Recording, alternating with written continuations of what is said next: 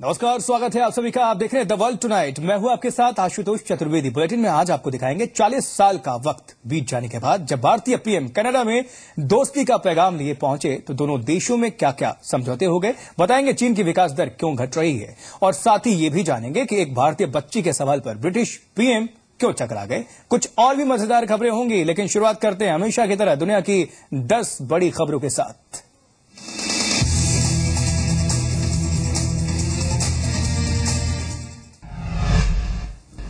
पाकिस्तान ने एक बार फिर सीज फायर का उल्लंघन किया है। जम्मू के कठुआ सेक्टर के हीरानगर चेक पोस्ट को निशाना बनाकर पाकिस्तान की ओर से फायरिंग की गई।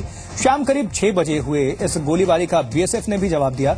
पाकिस्तानी सेना रुक रुक कर फायरिंग कर रही है। फिलहाल अभी तक किसी तरह के नुकसान की खबर नहीं है। अप्रैल में सीमा पार से फायरिंग की यह पहली घटना है। इस साल अभी तक 160 से भी ज्यादा सीज फायर उल्लंघन के मामले आ चुके हैं। कश्मीर के त्राल में अलगाववादियों के विरोध प्रदर्शन के दौरान मसरत आलम ने पाकिस्तानी झंडे लहराए और पाकिस्तान के समर्थन में नारे भी लगाए, लेकिन मसरत आलम पर कार्रवाई का भरोसा देने की बजाय मुख्यमंत्री मुफ्ती मोहम्मद सईद ने सेना को ही नसीहत दी है। कश्मीर के त्राल में विरोध प्रदर्शन 2 युवकों की मौत पर हो रहा है, जिन्हें सेना आतंकी बता रही है।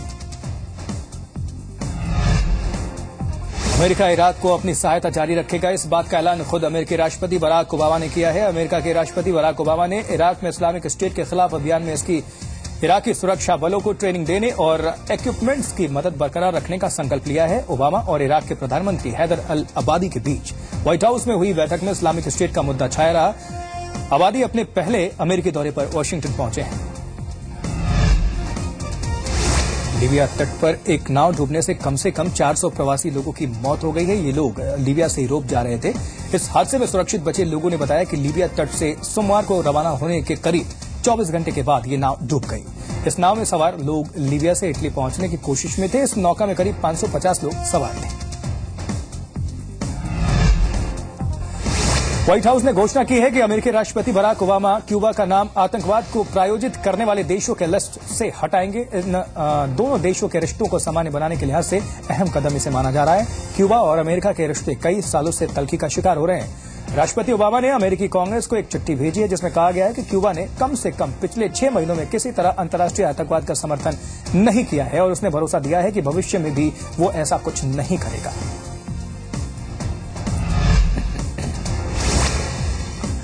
अमेरिकी रक्षा मंत्रालय पेंटागन की तरफ से कहा गया है कि अमेरिकी नेतृत्व में हवाई हमले शुरू होने के बाद से इराक में इस्लामिक स्टेट ने अपने कब्जे वाला 1/4 से ज्यादा इलाका गंवा दिया है। आतंकी संगठन इस्लामिक स्टेट के खिलाफ अमेरिका के नेतृत्व में पिछले साल अगस्त में हवाई हमले शुरू किए गए थे। हालांकि अभी ये नहीं कहा जा सकता कि हालात पलट चुके हैं, लेकिन हवाई हमलों और जमीन पर इराकी सेना की कार्रवाई से आतंकियों को जरूर नुकसान हुआ है। आईएस ने पिछले साल जून में इराक और सीरिया के एक बड़े हिस्से पर अपना कब्जा जमा लिया था, लेकिन अब उनका 25% से लेकर 30% तक का इलाका उनसे छूट चुका है। संयुक्त राष्ट्र सुरक्षा परिषद ने यमन में हूती विद्रोहियों के खिलाफ अहम फैसला दिया है। सुरक्षा परिषद के फैसले के मुताबिक हूती विद्रोहियों और पूर्व राष्ट्रपति अब्दुल्ला सालेह के समर्थक सैनिकों के हथियारों की खरीद फरोख्त पर प्रतिबंध लगा दिया है। सुरक्षा परिषद के प्रस्ताव में विद्रोहियों को उन इलाकों से हट जाने को कहा गया है जिन पर उन्होंने कब्जा किया है। इसके साथ ही हूती नेता और सालेह के पुत्र की आवाजाही पर प्रतिबंध लगाने और उनकी संपत्तियां जब्त करने की भी बात है। विद्रोहियों ने यमन की राजधानी सना से सरकार को खदेड़ दिया है, जो अब देश के दक्षिणी हिस्से पर कब्जा बनाए रखने के लिए संघर्ष कर रही है। ऑस्ट्रेलिया के रक्षा मंत्री को उस समय शर्मिंदगी का सामना करना पड़ा जब वो इंसानियत के सबसे बड़े दुश्मन इस्लामिक स्टेट के मुखिया अबू बकर अल बगदादी का नाम नहीं बता पाए।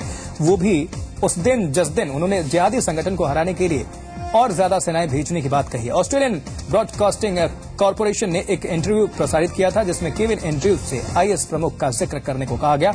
अबू बकर अल बगदादी को आईएस प्रमुख माना जाता है, लेकिन एंड्रयूज लगातार इस सवाल का सीधा जवाब देने से बचते रहे। ब्रिटिश प्रधानमंत्री डेविड कैमरन को चुनाव अभियान के दौरान किसी बड़े पत्रकार या नेता ने नहीं, बल्कि भारतीय मूल की एक 10 साल की स्कूली छात्रा ने असहज कर दिया।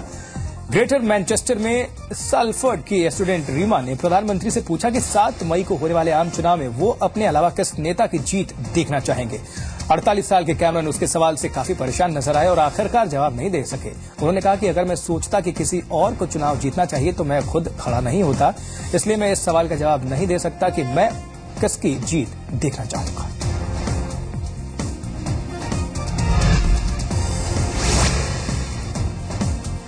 स्पाइडरमैन के हीरो पीटर पार्कर किसे नहीं पसंद है, लेकिन खास बात यह है कि इस सीरीज की अगली फिल्म में आपको पीटर पार्कर बिल्कुल नए अवतार में नजर आने वाले हैं, क्योंकि पीटर 15 से 16 साल के बच्चे का किरदार निभाते हुए दिखाई देंगे जो हाई स्कूल में पढ़ाई करता है। International film production house Marvel studios की तरफ से यह कहा गया है कि स्पाइडरमैन सीरीज की अगली फिल्म में लीड रोल में पीटर पार्कर ही सुपर हीरो होंगे, लेकिन इस बार पीटर पार्कर 15-16 साल यानी टीनेज के तौर पर करामात दिखाएंगे।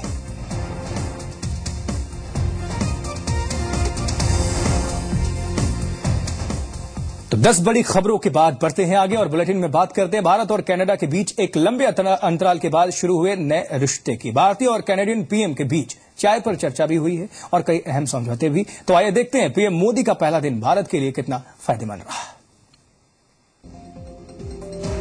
40 साल से ज्यादा वक्त बीत जाने के बाद कोई प्रधानमंत्री कनाडा की धरती पर पहुंचा, लेकिन जब पीएम मोदी वहां पहुंचे तो उनका स्वागत गर्मजोशी और अपनेपन के साथ हुआ। इतना ही नहीं, द्विपक्षीय वार्ता के लिए अगर उन्होंने पहल की थी तो उन्हें भी दूसरी तरफ से वैसी ही प्रतिक्रिया मिली। 2 दिन के कनाडा दौरे पर पहुंचे प्रधानमंत्री नरेंद्र मोदी ने आज कनाडा के पीएम स्टीफन हार्पर के साथ चाय पर चर्चा की। दोनों देशों के बीच 13 समझौतों पर हस्ताक्षर हुए। कनाडा भारत को यूरेनियम देने पर राजी हो गया है। कनाडा भारत को 5 साल तक यूरेनियम सप्लाई करेगा। The agreement on procurement of uranium from Canada for our civilian nuclear power plants launches a new era of bilateral cooperation. It also reflects a new level of mutual trust and confidence. Further, it will contribute to India's efforts to power its growth with clean energy. प्रधानमंत्री मोदी ने कहा कि Canada के साथ हुए समझौते नए रिश्तों की बड़ी शुरुआत है। मैं मानता हूं कि टेररिज्म ये मानवता को लिए एक बहुत बड़ा खतरा है। जो भी मानवतावाद में विश्वास करते हैं,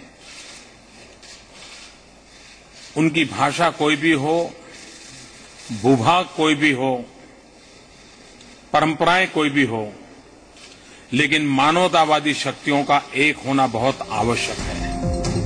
कनाडा के नागरिकों को भी सौगात के तौर पर 10 साल के लिए वीजा दिया जाएगा। उम्मीद जताई गई है कि द्विपक्षीय निवेश समझौते पर भी जल्द ही सहमति बनेगी। Electronic visa authorization for tourist visa for Canadian nationals, they will also be eligible for 10 years visa now. प्रधानमंत्री कनाडा पेंशन फंड के अधिकारियों से मुलाकात करेंगे। कनाडा पेंशन फंड के पास $200 मिलियन की रकम है, जिसे भारत में निवेश के लिए लाने की कोशिश होगी। पीएम कनाडा के बिजनेसमैन से मेक इन इंडिया से जुड़ने पर जोर देंगे। कनाडा के साथ कृषि, शिक्षा और स्किल डेवलपमेंट में सहयोग बढ़ाने पर भी बातचीत होगी। प्रधानमंत्री कनाडा में ओटावा, वैंकूवर और टोरंटो जाएंगे। कनाडा और भारत के रिश्ते पहले भी अच्छे रहे हैं, लेकिन बीच में कुछ राजनीतिक तनातनी की वजह से इसमें खटास आ गई। लेकिन पीएम मोदी उस खटास को दूर कर सकते हैं, क्योंकि पीएम बनने से पहले भी कनाडा का निवेश वाइब्रेंट गुजरात में काफी रहा है और पीएम की कोशिश होगी कि इसी तरह कनाडा से निवेश लाकर देश को भी वाइब्रेंट बनाया जाए। ब्यूरो रिपोर्ट, ज़ी मीडिया।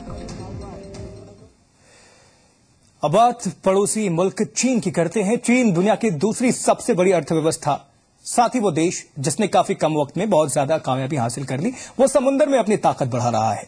लेकिन साल 2015 की शुरुआत चीन के लिए उतनी अच्छी नहीं रही, क्योंकि चीन की पहली 3 महीनों की ग्रोथ रेट कहती है कि पिछले 6 सालों में चीन सबसे निम्नतम विकास स्तर पर पहुंचा है। चीन एक तरफ जहां सामरिक मोर्चे पर अपनी तैयारियां मजबूत करने में जुटा हुआ है, जहां हार्बर पॉलिसी से वो खुद को एशिया में सबसे ताकतवर देश बनाने में लगा हुआ है, वहीं आर्थिक विकास दर के मामले में चीन के लिए बुरी खबर सामने आई है। चीन के आधिकारिक आंकड़ों के मुताबिक देश की आर्थिक विकास दर पिछले 6 सालों में सबसे कम स्तर पर पहुंच गई है और ये साल 2015 के पहले 3 महीनों के आंकड़े कहते हैं। 总的来看，一季度国民经济运行总体平稳，尽管经济增速有所放缓，但就业形势、居民消费价格和市场预期基本稳定，结构调整稳步推进，转型升级势头良好，新生动力加快孕育，积极因素不断累积。साल 2015 की पहली तिमाही में चीन की ग्रोथ रेट 7% रही है और ये 2009 की आर्थिक मंदी के बाद चीन की सबसे धीमी विकास रफ्तार है। हालांकि चीन अब इस तरह की आर्थिक नीति पर जोर दे रहा है, जिससे विकास दर धीमी भले हो लेकिन लगातार जारी है। 这个短期内这个国际调整的格局以及国内这样一个经济条件的尤其是这种调整的格局短期内是不太容易改变的。 चीन के प्रधानमंत्री ने हाल ही में चीन की अर्थव्यवस्था पर भरोसा जताते हुए कहा कि इसमें सुधार की काफी गुंजाइश है, लेकिन देश को बड़ी मुश्किलों के लिए तैयार रहना चाहिए। दुनिया की दूसरी सबसे बड़ी अर्थव्यवस्था चीन पर फैक्ट्रियों की ज्यादा क्षमता, बड़ी मात्रा में स्थानीय कर्ज और प्रॉपर्टी मार्केट में आई मंदी का सीधा असर पड़ा है। हालांकि कुछ विश्लेषकों का मानना है कि मार्च में चीन की जो आर्थिक स्थिति थी उसे देखते हुए 7% की विकास दर इतनी भी बुरी नहीं है। If anything, the number was a little bit higher than we were expecting. Fitch expects China's GDP to grow 6.8% in 2015. If we read it in combination with the retail sales or fixed asset investment data, which were both pretty weak, as well as aggregate financing, which was weak in March, the number may seem, if anything, surprisingly high. More broadly, though, I think slower growth shouldn't necessarily be viewed as bad news for China if it means that the economy is rebalancing towards a more sustainable growth path. चीन की अर्थव्यवस्था की driver वहां की fixed asset investment है और ये साल 2000 के बाद सबसे ज्यादा मंदी पर है, जबकि चीन का इंडस्ट्रियल आउटपुट साल 2008 के बाद सबसे कम स्तर पर है। वहीं रियल एसेट 2009 के बाद सबसे धीमी ग्रोथ रेट पर पहुंच गया है। चीन जैसे मैन्युफैक्चरिंग हब के लिए घरेलू अर्थव्यवस्था ठीक रखना बेहद जरूरी है। यही वजह है कि यहाँ के राजनेता आमतौर पर अब देश के विकास दर को इकाई में ही रखना चाहते हैं। चीन की मीडिया भी विकास दर धीमी रहने की वकालत करती ही नजर आ रही है, लेकिन एक संदेह ये भी है कि कहीं चीन की औसत आयु का बढ़ना उसकी ग्रोथ रेट पर असर तो नहीं डाल रहा है। ब्यूरो रिपोर्ट, जी मीडिया। और अब बात करते हैं ISIS के, जहां इस्लामिक स्टेट अपनी क्रूरता के तमाम वीडियो बनाकर इंटरनेट पर पोस्ट करता रहा है, लेकिन पहली बार कुछ ऐसा हुआ है जो इस्लामिक स्टेट को रुला देगा। दूसरों की जान को खिलौना समझकर उन्हें मारने का वीडियो पोस्ट करने वाला इस्लामिक स्टेट की एक कार को जब कुर्द सेनाओं ने फिदाइन बना दिया तो उसका वीडियो भी सामने आया, लेकिन इस वीडियो में मौत के फरिश्ते खुद मौत का स्वाद चखते नजर आ रहे हैं।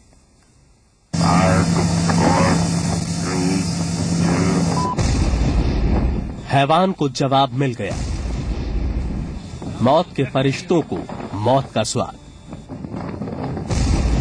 इराक के किरकुक शहर की ये धमाकेदार तस्वीर इस बात की गवाह है कि ISIS का वर्तमान हवा में उड़ चुका है और आतंकवादियों का भविष्य भी जल्द ही भूतकाल में तब्दील होने वाला है, जिसकी एक नहीं बल्कि कई तस्वीरें रिलीज हो चुकी हैं।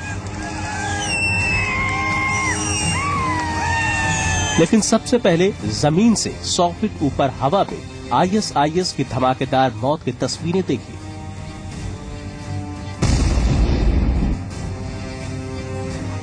उत्तरी इराक के किरकुक से ये हैरान कर देने वाली वीडियो क्लिप सामने आई है, जिसमें ISIS के एक आत्मघाती हमलावर की कार को कई फीट हवा में उछलते देखा जा सकता है।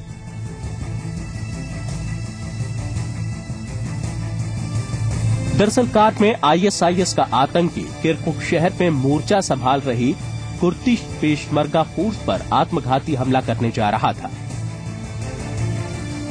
लेकिन कुर्दिश फोर्स ने पहले से ही सड़क के बीच में आईडी फिट कर रखी थी और जैसे ही आत्मघाती हमलावर की कार वहां से गुजरी, तेज धमाके के साथ पूरी कार 100 फीट ऊंची हवा में उछल गई। कार जैसे ही हवा में उछलती है, उसमें बैठे हमलावर के सुसाइड जैकेट में भी विस्फोट हो जाता है और हवा में ही आतंक का अंतिम संस्कार भी हो जाता है। इराक का किरकुक शहर तेल के मामले में सबसे रईस शहर है और वहां कल तक आतंक और दहशत की परछाई हुआ करती थी। कैसे ISIS के आतंकी तेल की कालाबाजारी करके और उसे सस्ते दामों पर बेचकर काली कमाई करते थे, ये आप पहले ही देख चुके हैं। लेकिन कुर्दिश पेशमर्गा फोर्स की हिम्मत और अमेरिकी हवाई हमलों ने किरकुक से ISIS के आतंकियों को या तो भागने पर मजबूर कर दिया या फिर सामने खड़ी मौत को देखकर भागते वक्त कई आतंकी गोलियों का शिकार हो गए। आपको बता दें कि ISIS के आतंकियों ने पिछले वर्ष इराक के कई शहरों पर कब्जा कर लिया था। लेकिन खुशी की बात यह है कि हवाई हमलों की मदद से इराकी सैनिकों और कुर्दिश पेशमर्गा फोर्स ने ISIS को पूरी तरह बैकफुट पर धकेल दिया है। अगस्त 2014 से लेकर अब तक अमेरिका और सहयोगी देशों ने मिलकर ISIS पर 2000 से ज्यादा हवाई हमले किए हैं। अमेरिकी रक्षा मंत्रालय पेंटागन की तरफ से जारी बयान में कहा गया है कि इराक के करीब 25% हिस्से जिन पर कल तक ISIS का कब्जा था वो उनसे छिन चुका है और अब तक इराक का 16,800 स्क्वायर किलोमीटर का इलाका आतंक मुक्त हो चुका है। पहले भी मौत से आतंकियों का डर आप देख चुके हैं कि किस तरह मौत से बचने के लिए आतंकी लड़कियों के बीच में भागते पकड़े गए थे। लेकिन अब मौत इन आतंकियों के पीछे पड़ चुकी है। फिर चाहे ये जमीन पर रहें या हवा पे, मौत का स्वाद इन्हें चखना ही पड़ेगा। ब्यूरो रिपोर्ट, जी मीडिया। और खुद को आप कितना भी इंटेलिजेंट समझ लें, लेकिन अगर बच्चे अपने आप पर आ जाएं तो आपको कभी भी फंसा सकते हैं। कम से कम ब्रिटिश पीएम डेविड कैमरन को तो ये अच्छी तरह पता चल चुका होगा, क्योंकि जब वो एक टीवी शो में पहुंचे तो भारतीय मूल की छोटी सी बच्ची ने उन्हें कुछ सेकंड्स के लिए असहज कर दिया।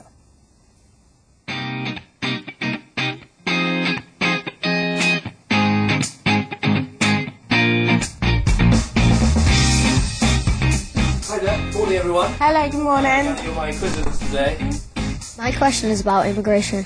I think there are too many people coming. भले ही आप खुद को कितना भी बड़ा पॉलिटिशियन समझते हो, To have a system where people who want to come here can, but I think in recent years the numbers have been तो क्या हुआ कि आप यूनाइटेड किंगडम की कमान संभाल रहे हैं। public services like बच्चे तो आखिर बच्चे हैं और वो भी कभी भी कहीं भी आपको अपने सवालों से हैरान कर सकते हैं। Well, there are obviously things about the job that are quite worrying and difficult. Not actually appearing. मशहूर ब्रिटिश ब्रॉडकास्ट BBC के प्रोग्राम न्यूज राउंड में जब ब्रिटिश पीएम डेविड कैमरन रूबरू हो रहे थे ब्रिटेन के यंगस्टर से, तब बच्चे सवाल कर रहे थे और कैमरन जवाब दे रहे थे। लेकिन इसी बीच भारतीय मूल की एक 10 साल की बच्ची ने कुछ ऐसा पूछ लिया कि कैमरन बोल्ड हो गए। If you could pick one politician apart from yourself to win, who would it be and why? फिर ब्रिटिश पीएम का रिएक्शन देखिए। Wow, wow, wow. कैमरन ने पहले तो कहा Pick one politician. They have to be living or dead. और फिर जाकर कैमरन को जवाब सूझा। I think I'm afraid it's too difficult to say. I'd like someone else to win rather than me. Otherwise, I wouldn't be here. I'm afraid I'm quite keen on winning. Cameron को उम्मीद ही नहीं थी कि बच्चों के सवाल भी इतने उलझे हुए हो सकते हैं कि सियासत के महारथी को भी चक्रव्यूह में फंसा दे। ग्रेटर मैनचेस्टर में साल्फर्ड की स्टूडेंट रीमा का ये सवाल और 48 साल के कैमरन के एक्सप्रेशन अब ब्रिटेन के अखबारों की सुर्खियों में आ चुके हैं। प्रतीति पांडे के साथ ब्यूरो रिपोर्ट, जी मीडिया। अब इंटरनेशनल स्पेस स्टेशन यानी कि ISS के अंतरिक्ष यात्री भी काफी कॉफी का मजा ले पाएंगे, माफ करिएगा, जहां सोमवार को रात को ISIS तक जाने वाली जरूरी चीजें लेकर एक अंतरिक्ष यान रवाना हुआ है और इस बार सामान में कॉफी की एक मशीन भी लगाई गई है। और इटली की कंपनी लवाजा ने इटालियन एरोस्पेस इंजीनियरिंग कंपनी के साथ मिलकर इस कॉफी मशीन को तैयार किया है। तो अब कह सकते हैं कि जो एस्ट्रोनॉट्स हैं वो कॉफी का काफी मजा ले सकेंगे। तो ये कॉफी मशीन अंतरिक्ष के जीरो ग्रेविटी वाले माहौल में भी काम कर सकती है और स्पेस स्टेशन के इस्तेमाल के लिए खास तौर पर डिजाइन की गई है। इस कॉफी मशीन में प्लास्टिक ट्यूब्स के बजाय स्टील की ट्यूब्स लगाई गई हैं ताकि यह अंतरिक्ष के दबाव को झेल सके और इस मशीन का वजन है करीब 20 किलो। तो इस मशीन से बनने वाली कॉफी किसी कप में नहीं बल्कि प्लास्टिक के पाउच में निकलेगी और अंतरिक्ष यात्रियों को कॉफी पीने के लिए स्ट्रो का इस्तेमाल करना पड़ेगा। तो अंतरिक्ष में भी कॉफी का मजा काफी मात्रा में। तो आपको बताया कि बिना गुरुत्वाकर्षण के कॉफी कप से बाहर निकलकर ISS के अंदर तैरने लगेगी। इस मशीन में ऐसा सिस्टम भी लगाया गया है जिससे ये कई सालों तक सर्विस दे सकती है। ये कॉफी मशीन करीब 38 घंटे के सफर के बाद इंटरनेशनल स्पेस स्टेशन में पहुंच चुकी है। तो क्या पता अब तक एस्ट्रोनॉट्स के मुंह एस्प्रेसो घुल भी चुकी हो। तो ये एक अच्छी खबर एस्ट्रोनॉट्स के लिए, क्योंकि स्पेस सेंटर में ही वो कॉफी का मजा ले सकते हैं।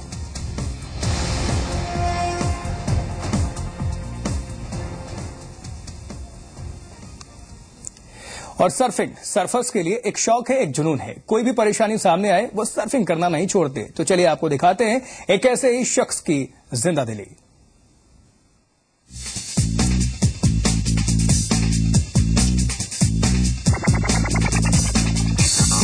जरा शख्स को देखिए जो पानी की लहरों के बीच मानो हवा से बातें कर रहा है और स्पोर्ट को बेहद ही मजे से एंजॉय भी कर रहा है। यूं तो सर्फिंग कई लोगों की हॉबी है, तो कई लोग इसे नेशनल और इंटरनेशनल लेवल कंपटीशन में भी करते हैं, लेकिन ये शख्स थोड़ा अलग है।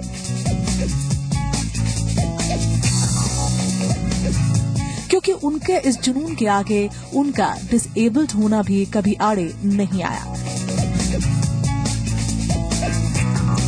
ये है फ्रांस के जेरोम। इनकी उम्र 37 साल है और 1998 में एक हादसे के बाद वो पैराप्लेजिक से ग्रस्त हो गए थे। वो स्केटबोर्ड स्टंट कर रहे थे जिसमें हुए हादसे ने उनकी जिंदगी को बदलकर रख दिया।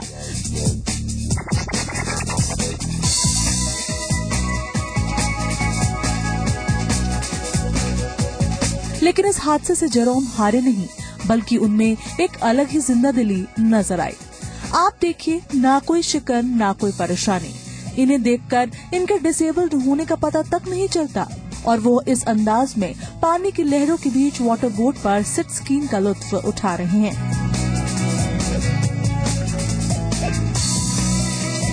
जेरोम कई लोगों के लिए मिसाल बन सकते हैं। इनसे सीखा जा सकता है कि मुसीबत से हारना किसी बात का हल नहीं है और हार कर जीतने वाले को ही तो बाजीगर कहते हैं ना। ब्यूरो रिपोर्ट, जी मीडिया। और अब आपको दिखाते हैं एक बेहद ही क्यूट वीडियो जहां है दो बेहद ही स्वीट ट्विंस और दोनों का तालमेल देखने वाला है। एक बच्चा पहले अपने टॉय को जोर जोर से हिलाता है, वो शांत होता है, तो उसे देखकर दूसरा भी वही करना चाहता है। फिर क्या ये कंपटीशन यहां से शुरू हो जाता है। एक रुकता है तो दूसरा शुरू हो जाता है। देखते हैं, फिर समझ जाएंगे।